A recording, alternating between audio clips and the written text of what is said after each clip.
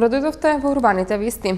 Детскиот културен центар Карпош денеска ја организираше манифестацијата Го градам мојот град, посветена на предучилишните установи, а во чест на град Скопје. Манифестацијата има за цел да ги истакне детските творечки способности, детската креативност, а воедно и поопширно да ги запознае децата со одбележувањето на 13 ноември и неговото значење за градот во кој живеат. Следуваат урбаните вести, а во продолжение генералната најава. Скопје го одбележува денот на ослободувањето, 13 ноември. Отворен есенскиот базар на домашни ракотворби во општина Бутел.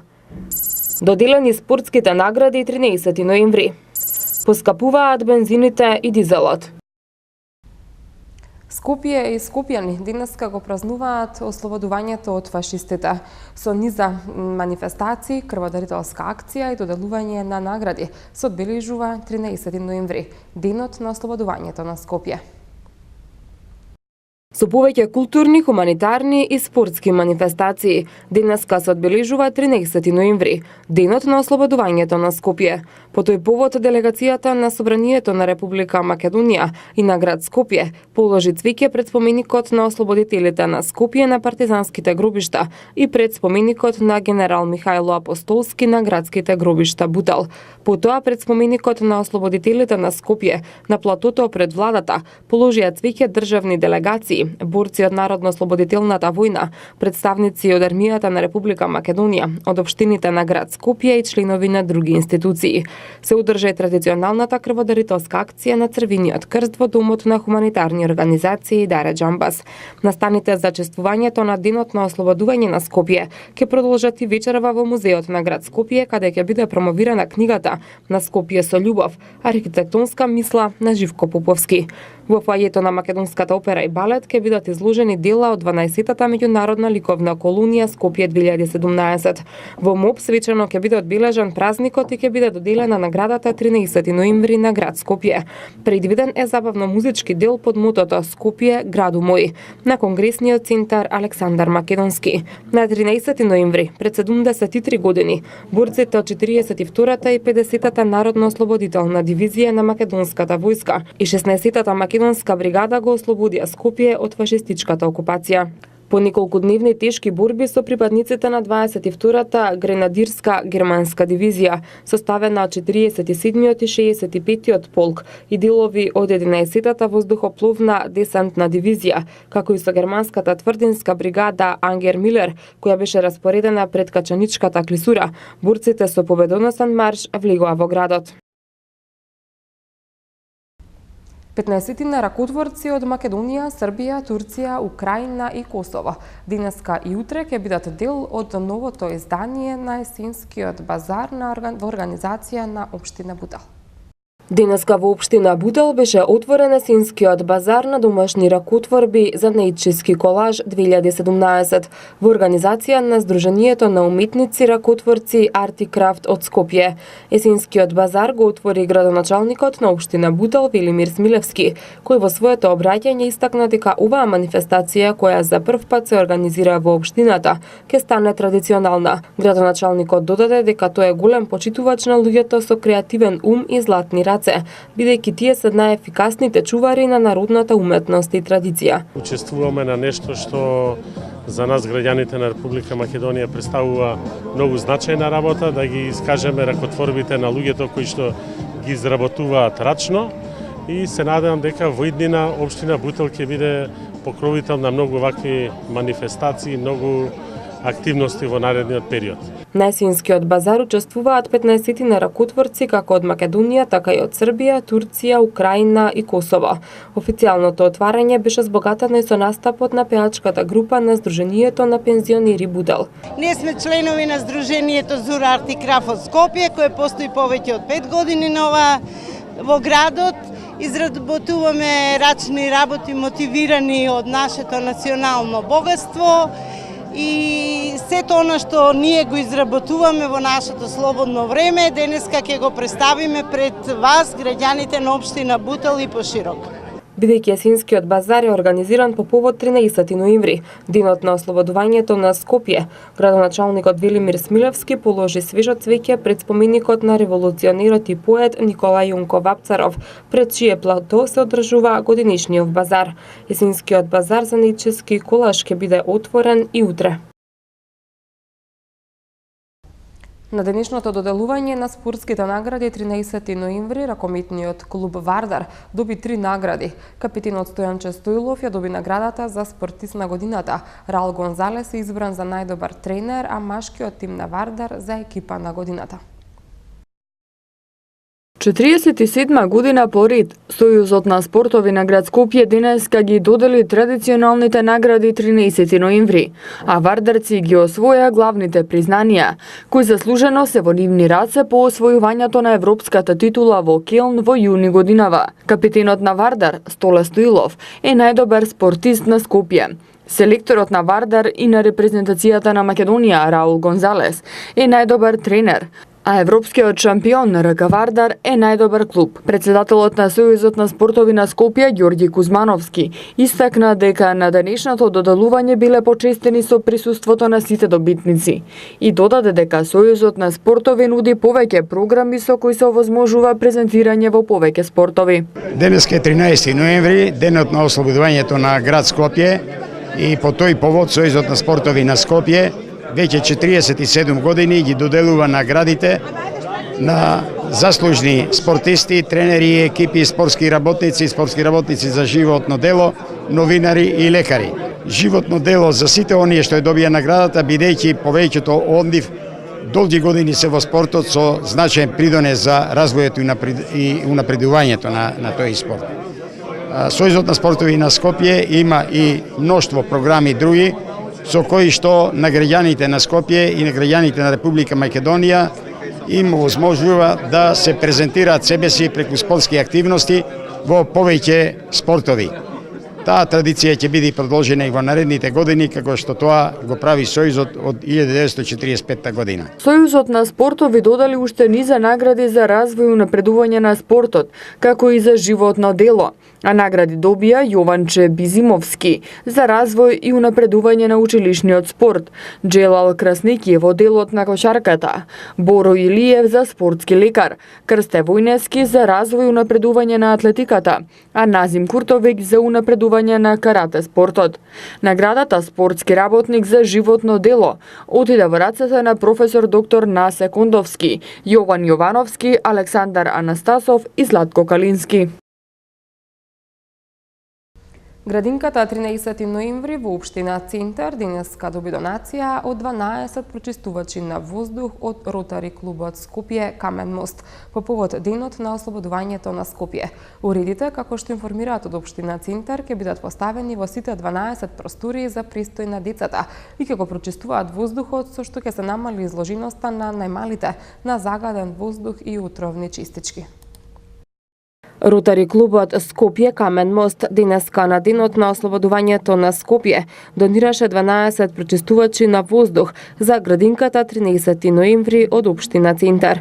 Иван Новаковски, председател на Ротари клубот Камен мост, кажа дека нивната мисија е да се помогне онаму каде што е најпотребно, особено кај најранливата категорија, а тоа се децата.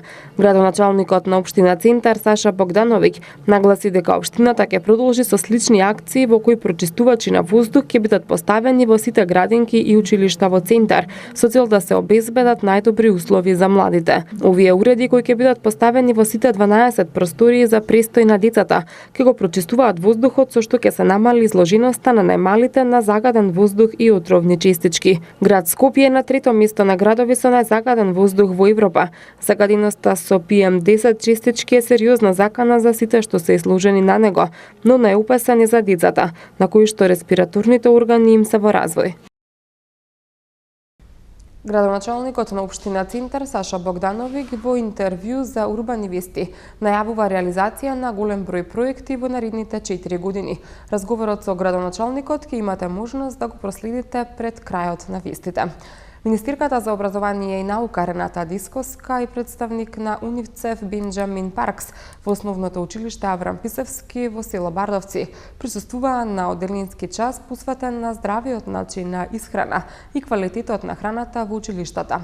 Најголемиот глобален час е иницијатива на светско ниво за запознавање на децата и младите со глобалните цели за одржлив развој и за поттикнување нивно активно учество во остварување на овие цели. Денеска во основното училиште Аврам Писевски во населбата Бардовци во присуство на градоначалникот на општина Карпош Стефан Богоев, министерката за образование и наука Рената Треневска-Дисковска и представници на УНИЦЕФ во рамки на глобалниот проект Секој оброк раскажува приказна, се одржа едукативен час по здрава исхрана. Проектот исто така вклучува унифицирани вредности и заложби како што се здравата исхрана, чиста животна средина, чиста вода за пиење, намалување на сиромаштијата, рамноправност, подобар квалитет на живот и подобро образование.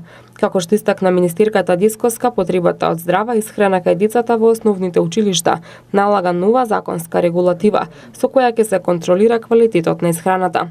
Одделинската наставничка Драгана Горковска-Гавриловска во една интерактивна настава им го презентираше здравиот начин на исхрана на основците, потребата од правилно комбинирање на прехранбените продукти и почитување на калорискиот внес на храна. Професионален нутриционист на учениците им одржа час по здрав начин на исхрана, на кој им ги презентираше позитивните и негативните аспекти од исхраната. На предавањето беше потенцирано дека здравите шеќери и здравите масти, кои ги има во овошјето и јаткастите плодови, се преферирани прехранбени продукти, за разлика од производите во кои има рафинирани шеќери и масти.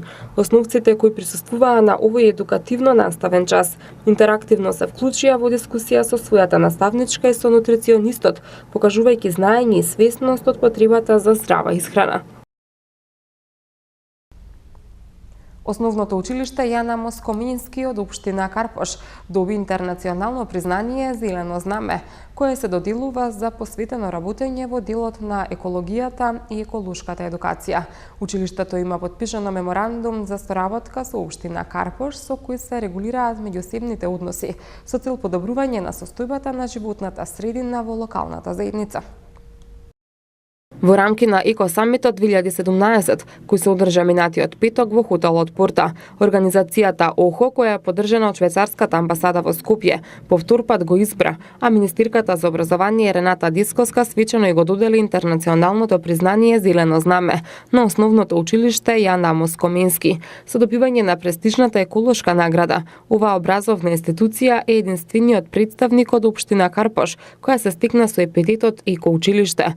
Во Република Македонија Зелено знаме добија 37 основни и 3 средни училишта.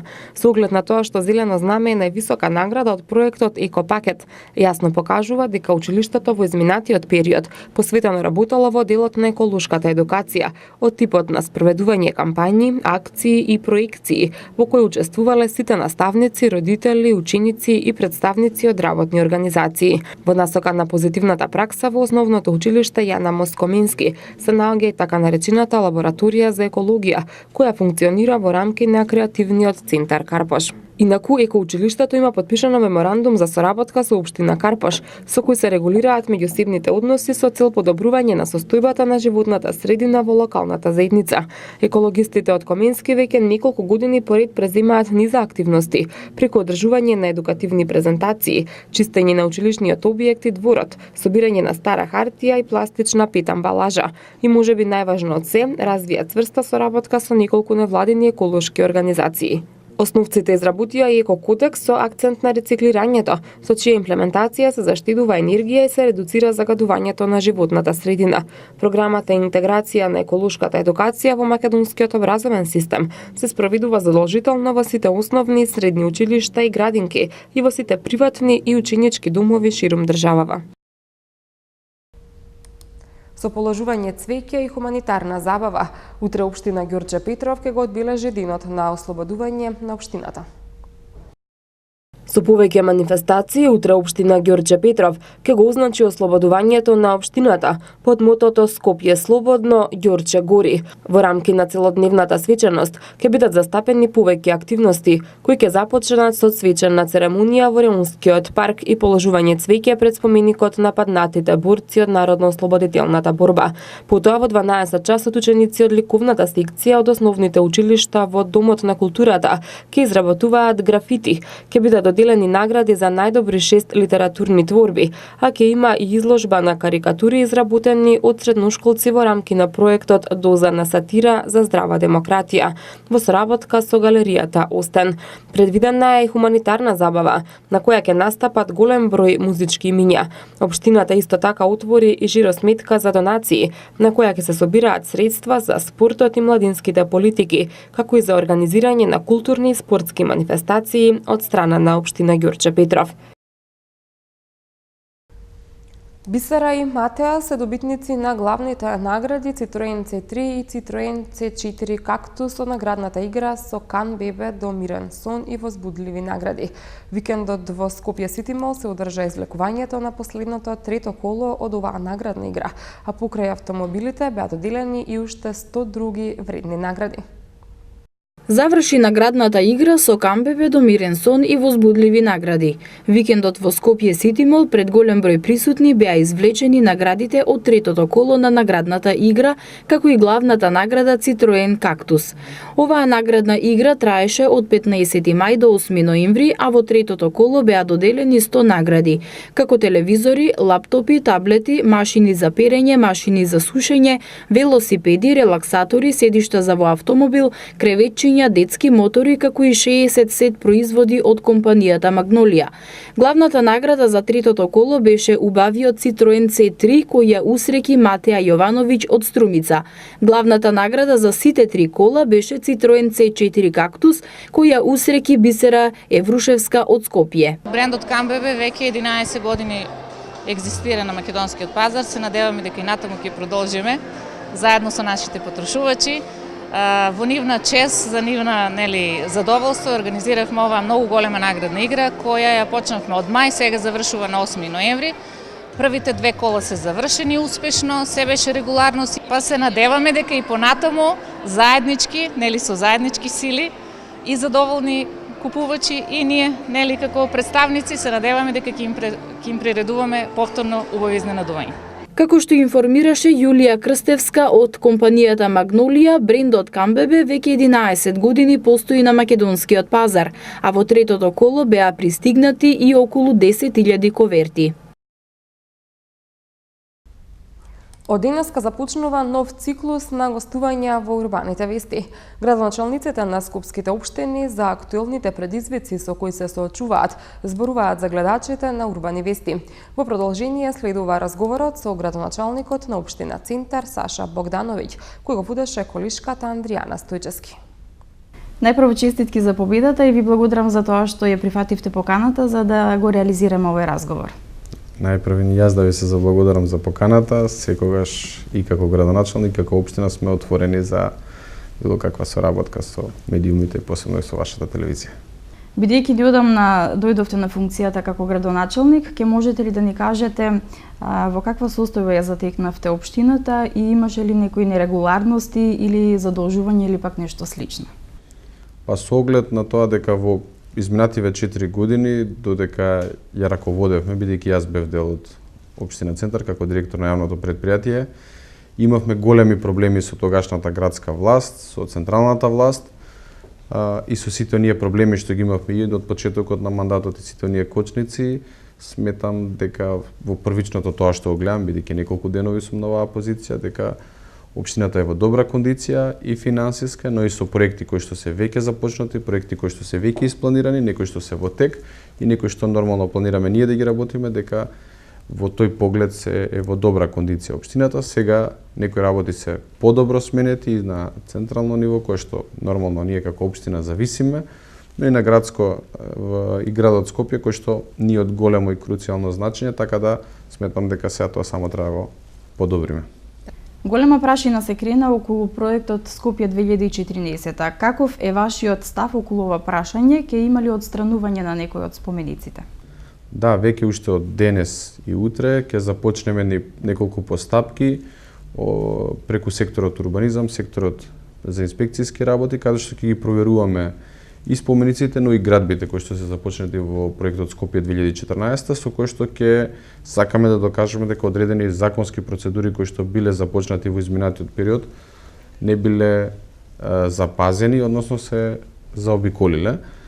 Но тоа ќе бидат дел од службите што ќе го работат. Ние сакаме воедно и во самата кампања ветевме дека ќе направиме комисија која што ќе направи функционална ревизија на целиот проект Скопје 2014, со таа функционална ревизија ќе треба да ни произлезе што тоа се случувало за да овој мегаломански, а јас ќе кажам слободни налудничав проект биде направен, односно како е дојдено до тој проект, дека воопшто не се запазени некои основни права и закони за да се направат, али тоа ќе оставиме со тек на време да го објавиме и обелодениме пред граѓаните.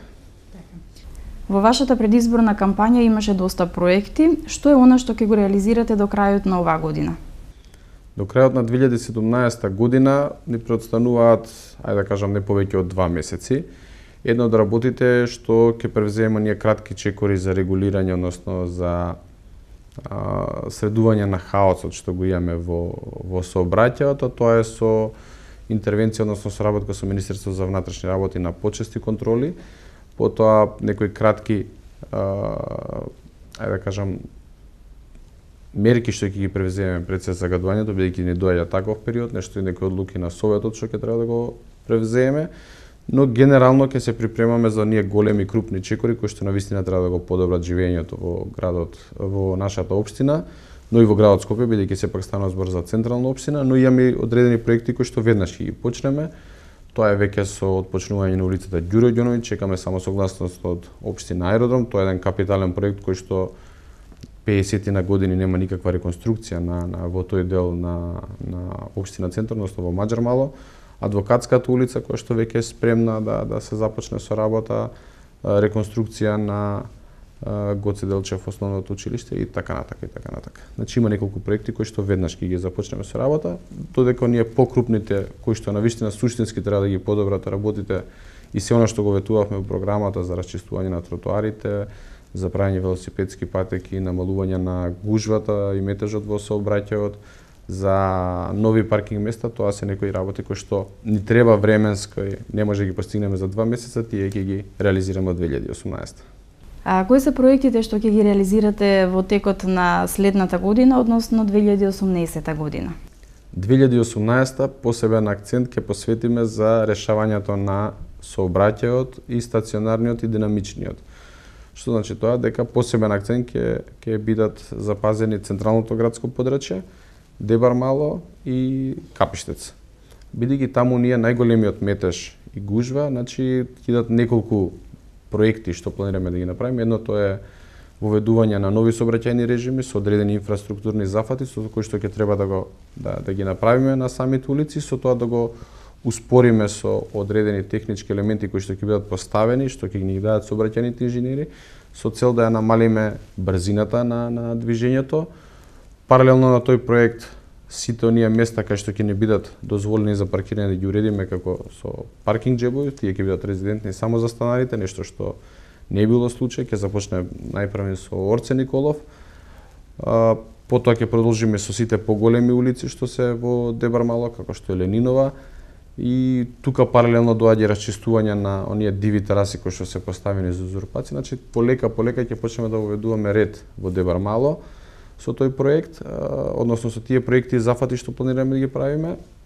Една од работите за да ги трнеме возилата од улиците е да направиме нов монтажен паркинг тука позади општината, со што сите возила кои што доаѓаат дали за работа, дали за посета на некој угостителски објект во Дебар мало ќе се паркираат на едно место, нема да мора да се паркираат низ улиците и со тоа да се создаваат и узурпација на местото, но и да им го попречуваат слободното паркирање на станарите кои што за нас имаат предност во тој дел. Во делот на инфраструктурата, кои се вашите активности и што е она што треба да го направите во текот на вашиот мандат? од делот на инфраструктурата најклучно ќе не биде за решавањето на сервисните стамбените улици да бидат проводни, односно да има режим на сообраќај кој што ќе го пропишеме согласно сообраќајните проекти. А тоа ќе бидат најчесто зони 30 или зона 20, каде што директно ќе влијаеме за безбедноста на нашите пешаци, безбедноста на другите учесници во сообраќајот.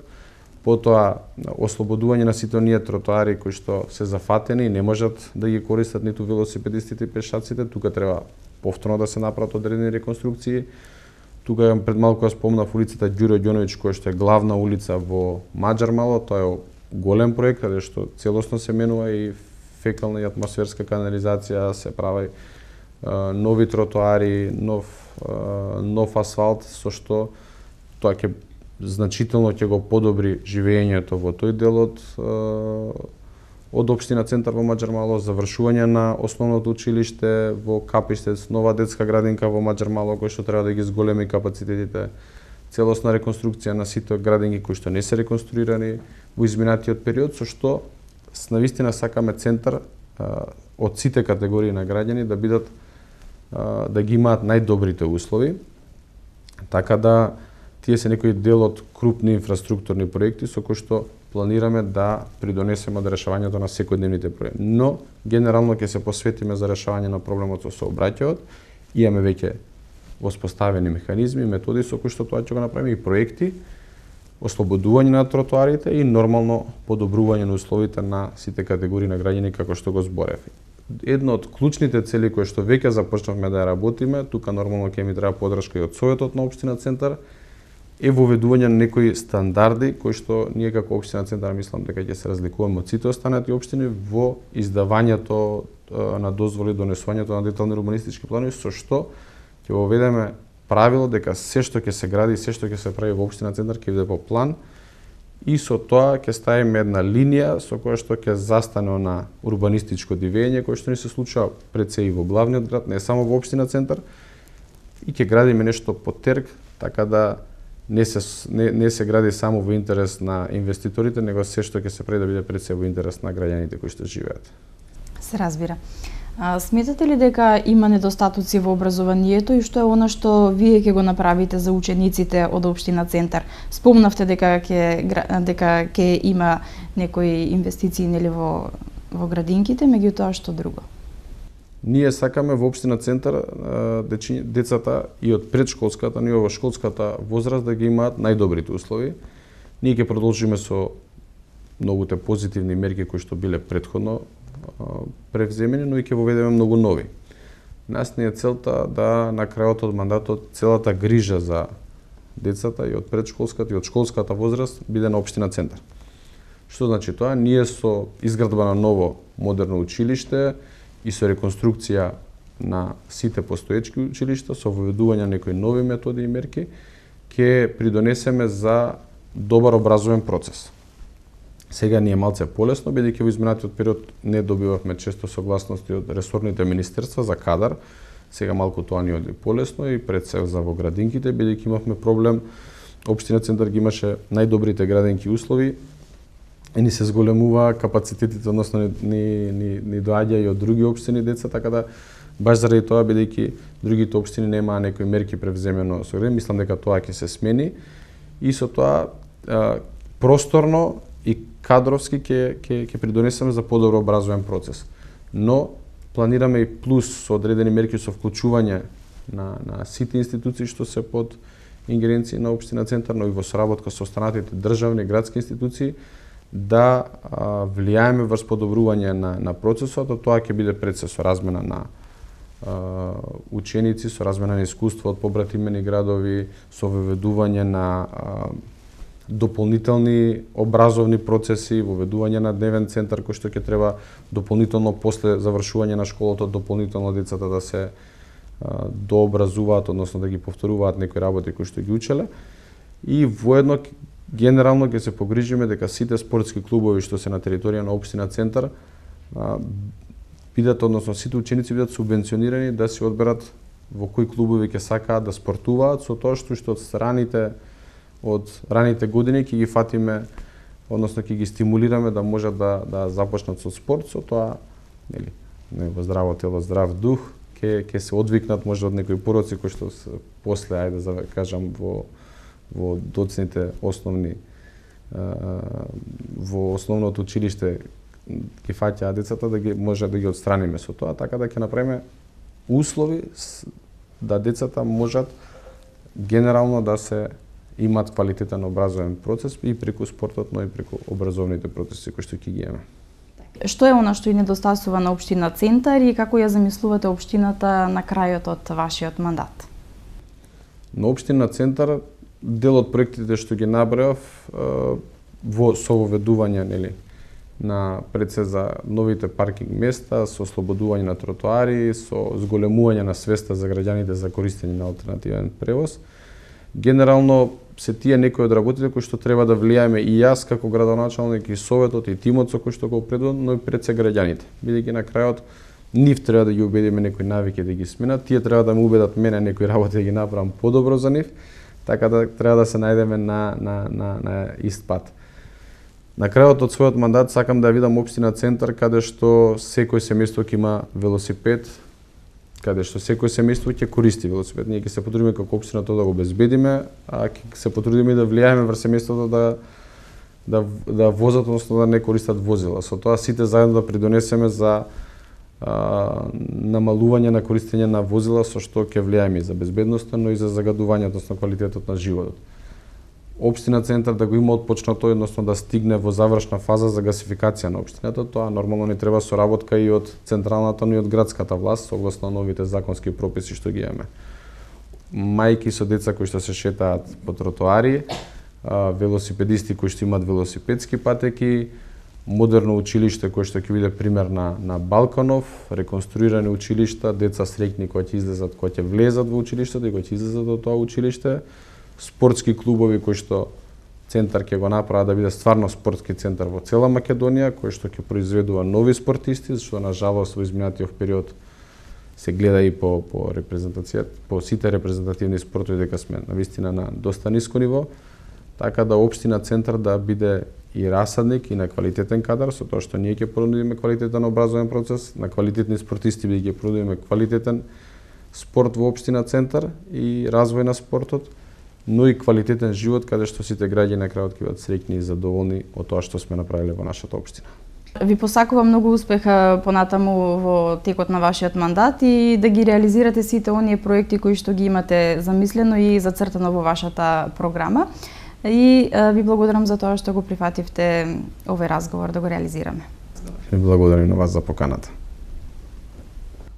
Регионалниот центар за управување со кризи информира дека утре во текот на денот ќе има прекин во снабдувањето со електрична енергија во делови од Илинден, Ѓорче Петров и Шуто Ризари. Заради закажани технички зафати, утре без струја ќе останат делови од општините Илинден, Ѓорче Петров и Шуто Ризари, информираат од Регионалниот центар за управување со кризи на Скопје. Во периодот од 9:30 до 10 часот и 30 минути без струја ќе останат корисниците од улицата 533 во местото Бела земја, згради 1, 2, 3 и 4 и улицата 531 во општина Илинден. Од 9 до 14 часот без струја ќе бидат дел од корисниците од улицата 4 во село Никиштане, општина Ѓорче Петров. Во периодот од 8:30 до 12 часот без струја ќе бидат и корисниците од улиците Ѓорги Пенков, Нов живот, Диме Мечето, Вашингтонска, Селечка планина, Гвадалахара, Шуто Ризари, Гарибалди, Волт Дизни, Гарсија Лорка и Метохиска во општина Шуто Ризари. Од Нукеска на полно горивата во Македонија ќе се продаваат за 2,5 односно 3 динари по висока цена, одлучи регулаторната комисија за енергетика.